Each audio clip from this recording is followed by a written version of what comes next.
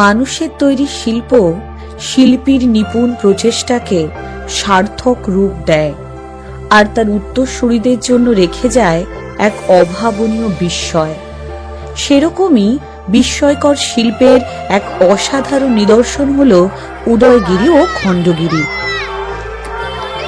ওড়িশার রাজধানী ভুবনেশ্বর থেকে মাত্র ৬-৭ কিলোমিটার পশ্চিমে রাস্তার দুই দিকে মুখোমুখি দাঁড়ানো পূর্বঘাট পর্বতমালার বেলে ও গ্রানাইট পাথরের দুই চূড়া। বাম দিকে খণ্ডগিরি বা ব্রোকেন হিল, যার অর্থ ভেঙে পড়া পর্বত, এবং ডান দিকে উদয়গিরি বা সানরাইজ হিল, যার অর্থ উদীয়মান সূর্যের পর্বত।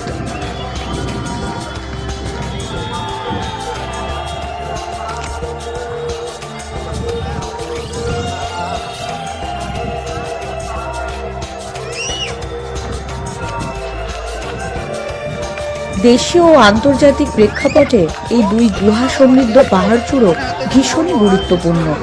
সভ্যতা, ঐতিহ্য, সংস্কৃতি, ধর্ম, স্থাপত্য এবং ভাস্কর্য শিল্পের পাশাপাশি প্রত্নতাত্ত্বিক দিক থেকেও ওড়িশার উদয়গিরি ও খণ্ডগিরির গুরুত্ব অপরিসীম।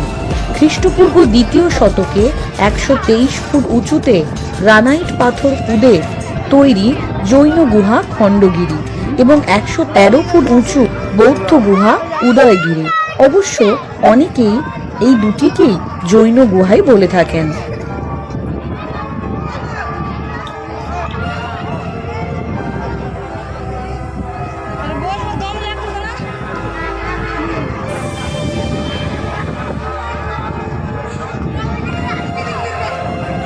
উচ্চতায় কম হলেও গুহার আধিক্য ও আকর্ষণে উল্লেখযোগ্য হলো উদয়গিরি।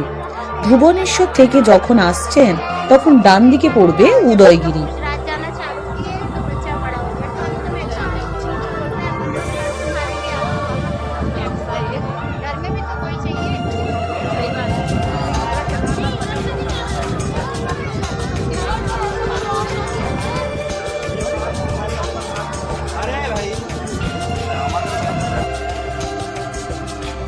আমরা এখন উদয়গিরির ঠিক নিচে।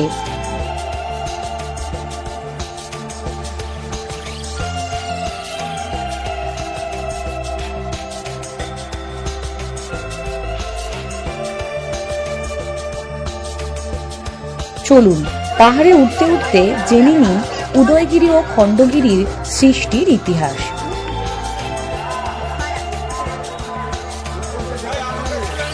সম্রাট অশোকের হাতে কলিঙ্গ রাজ্য শ্মশান ভূমিতে পরিণত হয়। শক্তি, মনোবল, আত্মবিশ্বাস প্রায় সমস্ত কিছুই হারিয়ে বসে কলিঙ্গ রাজ্য। আর কিছু সময় পরেই কলিঙ্গের ভাগ্যাকাশে দেবদূতের মতো আবির্ভাব ঘটে চেদি বংশের ৩য় রাজা খারবেলের। তিনি কলিঙ্গ রাজ্যকে স্বর্ণযুগে পৌঁছে দেন। তিনি ছিলেন জৈন ধর্মের পৃষ্ঠপোষক। বৌদ্ধ জৈন ভিক্ষুগণ সারা বছরই ধর্ম প্রচারের কারণে দেশ থেকে দেশান্তরে ঘুরে বেড়াতেন। বর্ষাকালে খুবই সমস্যার সম্মুখীন হতেন তারা। তাই বর্ষাকালেও যাতে সাধু সন্তরা নির্বিঘ্নে ধর্মতত্ত্ব আলোচনা করতে পারেন, তার জন্যই কলিঙ্গরাজ খারবেল এই গিরি গুহাগুলি নির্মাণ করেন। ১৮২০ খ্রিস্টাব্দে গভীর অরণ্যের আড়াল সরিয়ে হঠাৎই একদিন এইগুলিকে আবিষ্কার করেছিলেন তখনকার কটকের ইংরেজ কালেক্টর অ্যান্ড্রিউ স্টার্লিং। উদয়গিরি আর খণ্ডগিরি সব মিলিয়ে মোট ১১৭টি গুহাদেশ রয়েছে। তবে এখন বেশিরভাগই জরাজীর্ণ। মাত্র ৩৫টি গুহা প্রদর্শনের জন্য রাখা হয়েছে। অফিসিয়ালি গুহাগুলির নাম কটক গুহা।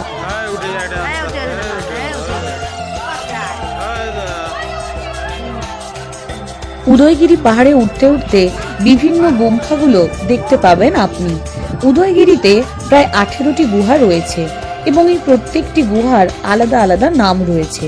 হাতি গুম্ফা, বাঘ গুম্ফা, গণেশ গুম্ফা, জয় বিজয় গুম্ফা প্রভৃতি।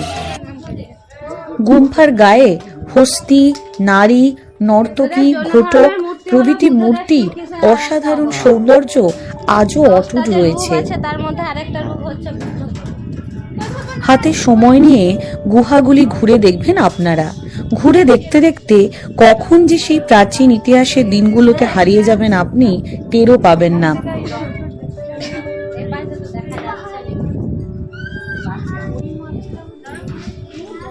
দেখুন, এখান থেকে উদয়গিরির পাহাড়ের নিচের ভিউ দেখতে পাচ্ছেন আপনারা। বুঝতেই পাচ্ছেন রাস্তার ডান দিকে উদয়গিরি এবং রাস্তার ওপারেই রয়েছে কার পার্কিং জোন। আমাদের গাড়ি ওখানেই আছে। আপনারাও যদি গাড়ি নিয়ে আসেন, গাড়ি পার্কিং এর কোনো চিন্তা করবেন না। এখন আমরা উদয়গিরি পাহাড়ের একদম ওপরে। উদয়গিরি পাহাড় থেকে সামনেই দেখা যাচ্ছে খণ্ডগিরি, এবং খণ্ডগিরি পাহাড়ের চূড়োতে জৈন মন্দিরের একাংশ দেখতে পাচ্ছি আমরা। সেই সঙ্গে উদয়গিরি পাহাড়ের ওপর থেকে ভুবনেশ্বর শহরের সুন্দর ভিউ পাবেন আপনি। ওখানে উঠলো একটা তো কিছুক্ষণ আগে। ওখানে উঠলো কিছুক্ষণ আগে, হ্যাঁ সেটা দেখতে পেয়েছি, তখন আমরা হেঁটে হেঁটে আসছিলাম নি। দেখা যায়।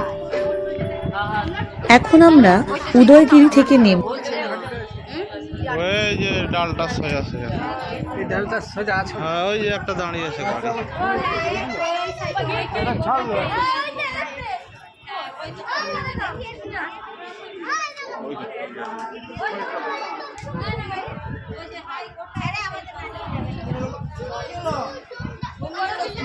এই চলো, এইদিকে দেখলে, এইদিকে দেখলে।